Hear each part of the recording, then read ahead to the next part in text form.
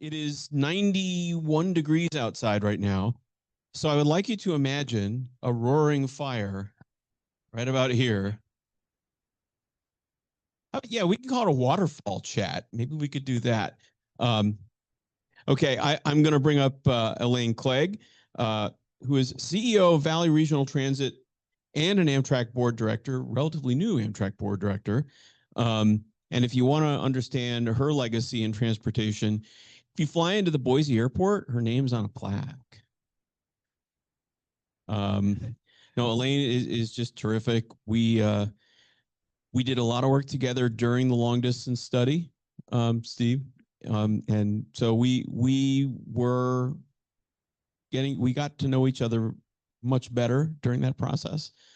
You will never find a stronger advocate for the way rail can transform communities. And she brings that community perspective to it. So I'm really, really pleased to have her. She's CEO of Valley Regional Transit, serves on the Amtrak Board of Directors, 25 years of public service. She's led major transit initiatives in Idaho, and she is, in fact, a tireless advocate for restoring passenger rail in the Mountain West. And you may remember that one of our legislative objectives a couple of years ago was to get more representation on the Amtrak board from the Mountain West and from the South and from the Midwest. And Elaine is the fulfillment of a lot of that. So please join me in welcoming Elaine Clegg.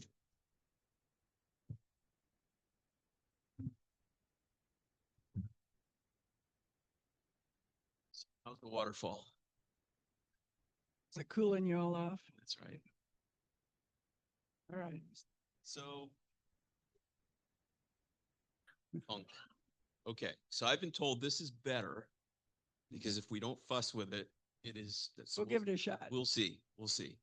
But first of all, welcome. Thank you for doing this. I know you had another engagement just before this one, so you have been living out of a suitcase for a probably while. Months now.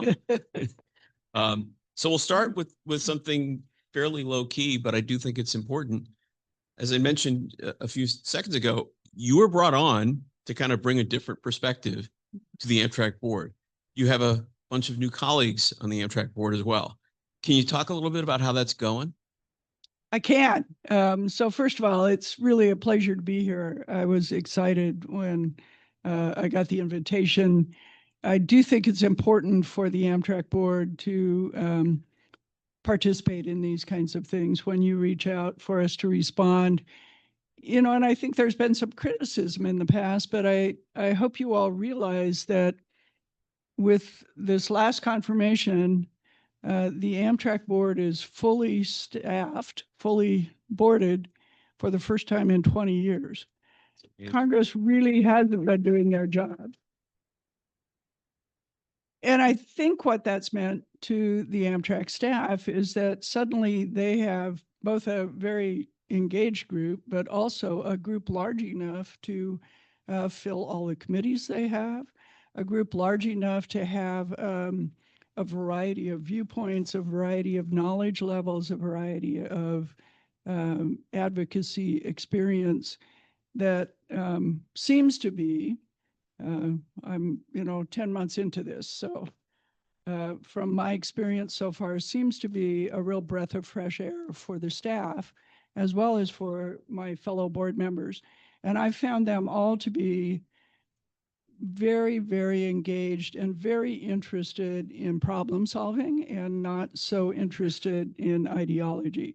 We all have our ideology and we don't all agree on everything. But what we're most interested in is running a good railroad and figuring out a way to make sure that this country is in a position to expand it. I personally find that to be some of the best news I've heard in months. Really, I think, there was a lot of discussion about the new look Amtrak board and how it was going to function. And, it's funny. I mean, obviously you and I know each other, and I knew Joel Zabat from some other work that I had done. So I kind of knew everybody individually. I wasn't sure what this was going to look like and how this was actually going to come out. And it sounds like it's really working. It is. I've had the opportunity to take 3 train trips now. One of them was a long distance one. I most of the folks went to Chicago and got on the train on the Southwest Chief. I flew to Kansas City and joined them. I had an engagement before that. And on that trip, Joel was on board as well as Mayor Coos, and got to know both of them so much better. Got to spend a ton of time with Tony as we thought about our legislative strategy for this year and talked about the compensation strategy. And, you know, I don't know Ron and David and Lonnie as well, but I'm getting to know them. And all three are smart, knowledgeable, want to do the right thing. David's brought a real good perspective on how do we serve the disability community the best way. Do we need to do all of these things, or is there a different way we can do it and reach the same end that may be a little more efficient, a little bit better way to do it? And it's exciting to have someone with his experience. The administration, as I said, both Stephen Bradbury and Kyle have sat in that seat at various meetings, and they both bring a great perspective, working hard to try and help us figure out how to run a good railroad. So I'm going to put you on the spot. How many trips have you taken as a board member since you got on? I feel like every time I text you, you're in some other random place. So what are we up to now? Oh gosh, well, we've had board meetings every 2 months. I've taken these 3 train trips, so there's 9. In my other job, you know, I was a city council member for 20 years and decided I wasn't going to run again. It was the end of the run, you know, and hopefully people recognize when that's the case. And had thought about retiring, and then the job at the transit agency came open, and talked to my husband, and we both agreed I wasn't going to stop anyway, so I may as well do something useful and make some money, right? I knew that was going to be a big job, but how do you turn down a presidential nomination? You know, if you get that call, would you agree to be nominated? Of course I would. And so knowing it was going to add a lot of time, it was still so exciting. I like to tell people during COVID, I got kind of bored because I really am sort of a high energy person and a real people person. I wasn't around people. And I started two initiatives, trees and trains. And this let me take trains to the next level. It was great. So what are you seeing on your trips? I'm curious. What's your experience of the railroad? What's your highs and lows and in-betweens? Yeah, so as a kid, I rode every summer. We had moved to Denver. My grandparents were still in Boise. Took a long distance trip every summer to go spend some time with them. Between Denver and Boise. It was just a lovely, wonderful time. And then once we moved back to Boise, took a number of trips from Boise to various places, Salt Lake, Portland, Seattle. So already relatively familiar, at least with trains before 1997. I have to admit, I haven't had a lot of chance since then to ride them because there aren't any near us, except when I go on trips. So go to Washington, D.C. relatively often, ride the train there a bunch. Idaho has a trade relationship with Taiwan. And so I've gone on a couple of trade missions to Taiwan. They have a most wonderful high-speed rail.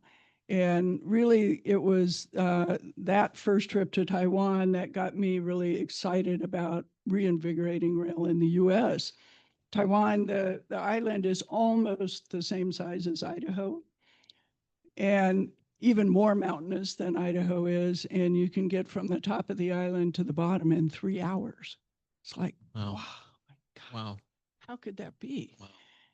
And if they can do it there, why can't we do it here? So since then, obviously, I've taken these trips on the Amtrak. I've been so impressed with how hard the Amtrak staff is leaning into providing good service.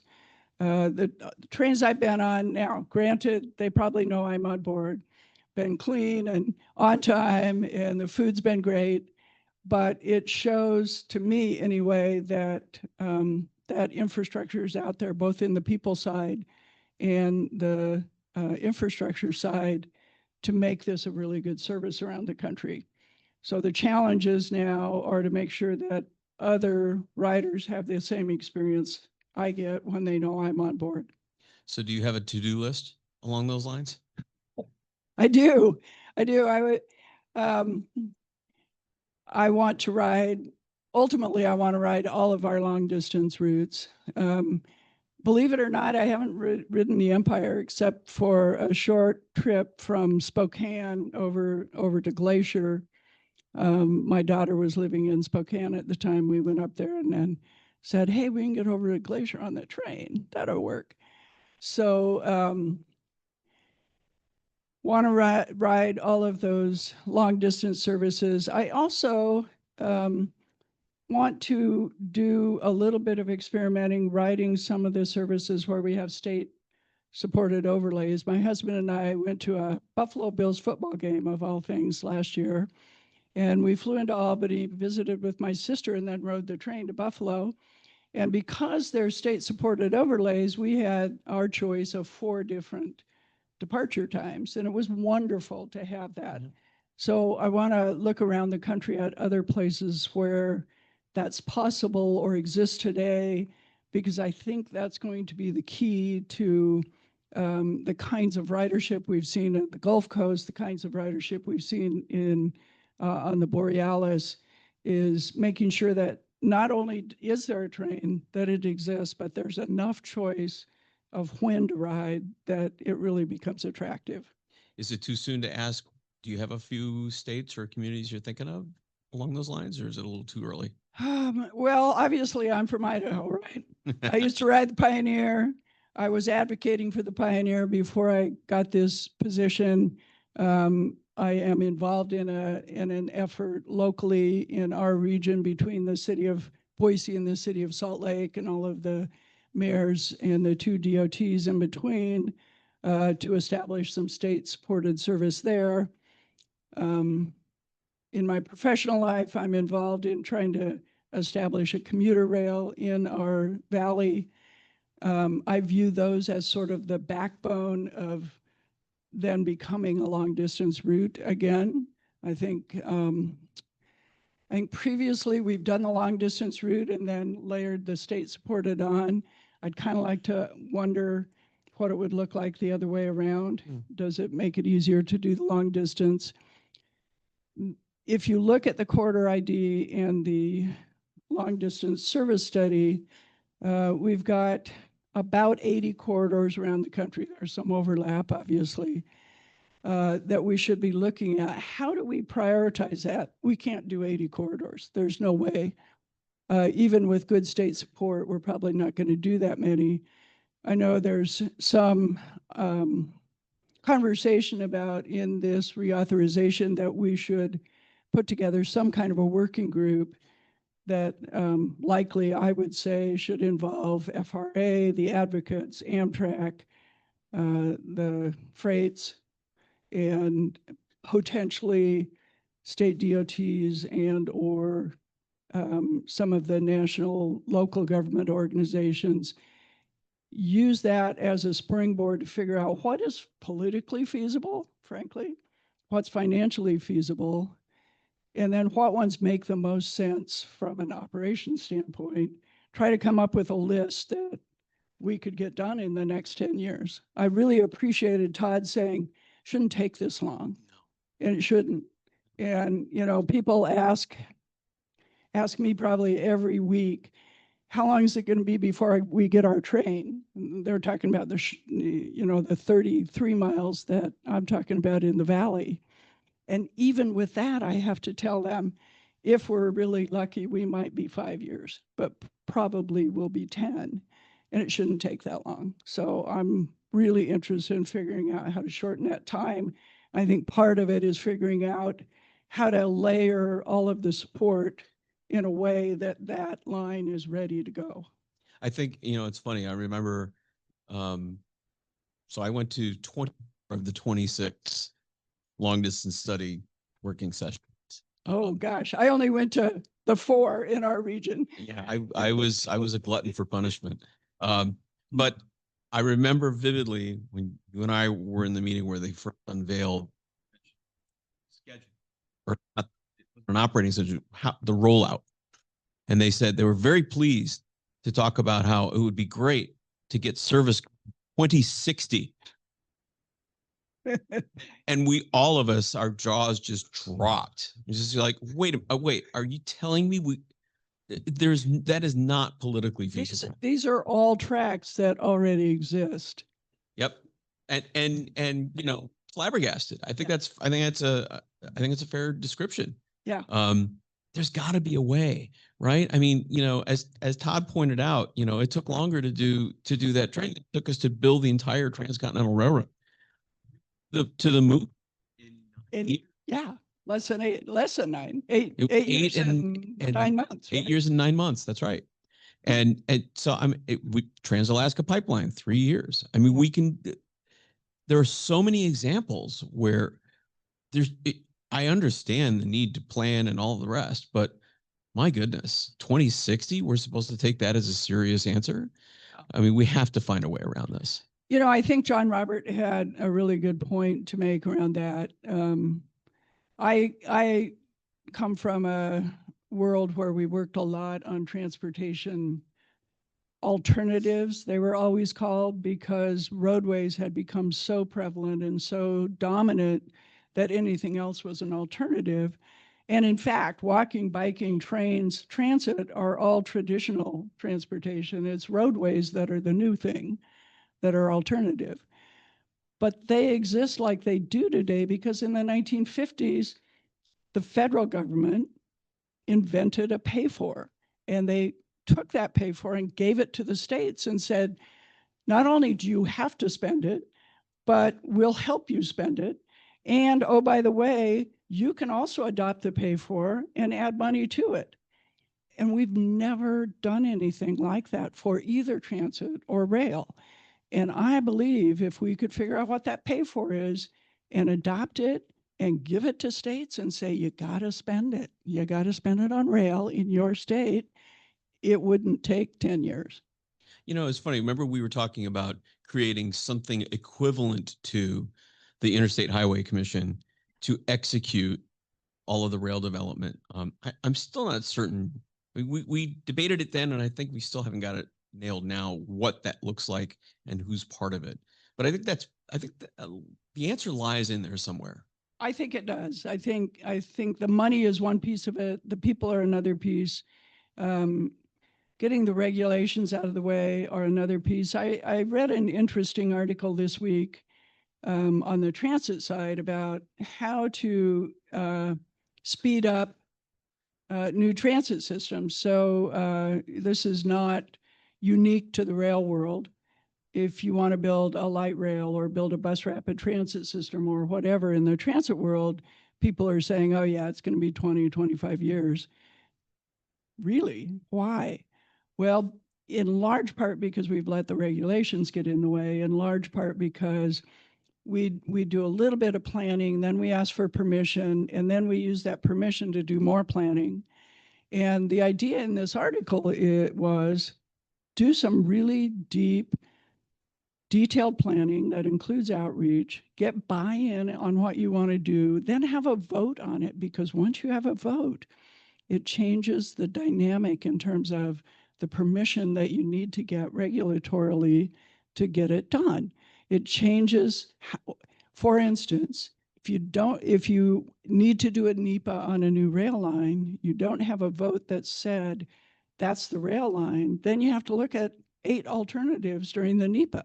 But if you have a vote that says that's a rail line, you have to figure out what works within that rail line.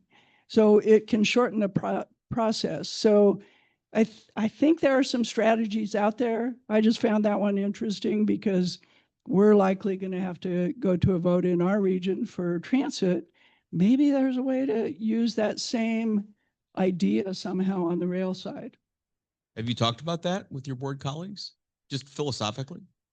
like I say, I just read this last week. We're going to have board meeting in December, so I will certainly be talking about it. At that, I'll probably talk offline with a few of them between now and then. Okay. I mean, I think I want I want to wrap it up with kind of a sense of the philosophy, and we've started to touch on it. I think all of us would agree that we've got to find a way to exit. And I think Roger had said earlier, we might have differences in quite how we want to do that, but I think there's a consensus now that did not exist certainly 11 years ago when I came into the job. We want trains. Americans want trains, and we got to find a way to deliver that in something less than 40 years. And so maybe we have a new conversation around that. I think so. Another thing I'll add is how can you talk about Americans want trains, they do. My region, this little 33-mile line that we have, we took it out to public comment and 80% of the people said that was the choice they wanted. When do 80% of the people agree on anything? They don't. People want trains. How do we take that local energy, that local support, and bring it to the table with this? So the state compacts are one way to do that. Amtrak used to have a mayor's council. We've talked about reviving it, some kind of local community council. I'm going to go at the end of this month and talk to the state-supported rail group, the Saper-C Coalition, and talk about how we can bring those states to the table. I think the key will be that it's not just the Amtrak board, it's not just the Amtrak staff, but it's the state-supported services, and it's all the locals that don't have service today that really want it. And together, there'll be enough energy, I think, to get something done. That's excellent. So I guess I'll ask for your final thought. You've been here all day. You've listened to all of the presentations. What is your advice to all the advocates sitting here in this room from all across the country on how to get stuff done? Well, keep at it. First of all, I've been at this particular issue for about 30 years. It seems like it was at a point 5 years ago where I was not going to see it in my lifetime. And I think that's switched now. I think I am going to see it not only in my lifetime, but maybe even my professional life. We'll see. That's certainly a goal. So for those of you who've been at this for a long time, I get it. I've been at it for a long time too. Now's not the time to lose faith that we're going to get somewhere. Now's the time to lean in, because I think we're at a tipping point where we're actually possibly going to make the difference that it's going to take. Thing I would add, there are local assets all over the country that we talked about the economic benefit of rail. It's not just rail. The economic benefit of redeveloping city centers and station areas goes well beyond what rail brings to it or transit brings to it or anything else.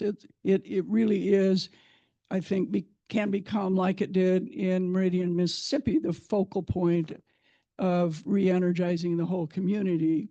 I think there's a way to use this issue to help all of you do that. I come from a city that owned its own airport. There's all kinds of federal money that goes to cities to build their airports. There's not that same program for train stations. Why not, for instance? So what are the things we can do that not only bring everyone to the table, but bring some resources to that table so that as everyone works on these issues, they have something real, something tangible that they can do with it. So just, this has been inspiring to me. One of the reasons I like to come to these kinds of things is it gives me energy. I live on that energy. That's how I feed my own passion. And it's been wonderful to be here today and see it all in all of you. So thank you for inviting me, and just keep up the good fight. Thank you. We had a wonderful time at these long distance working groups. We really did. There was a lot of really great conversation, and not just about the trains, but about how we move forward, how we break through some of these log jams. And I think what we got out of today, I hope, is a little bit of a roadmap, right? I mean, we started at the local level and we saw the energy and the passion and the creativity of the SART group. We heard from some successful models around the country, and now you've seen the fruit of what we had put in place for 20 years in the form of the Borealis and the Mardi Gras. And, as Roger mentioned, we have the next generation of cells, we have the arrows coming on. These things take time, but they do happen. And there's an old saying that politics is the art of boring long, hard holes, right? And it is true. It takes a long time and it doesn't feel like you're making the progress. And all of a sudden, you're on a new train. So, as Elaine says, don't give up. This is not the time to do it. We're actually in probably one of the best moments for passenger rail in the history of the United States.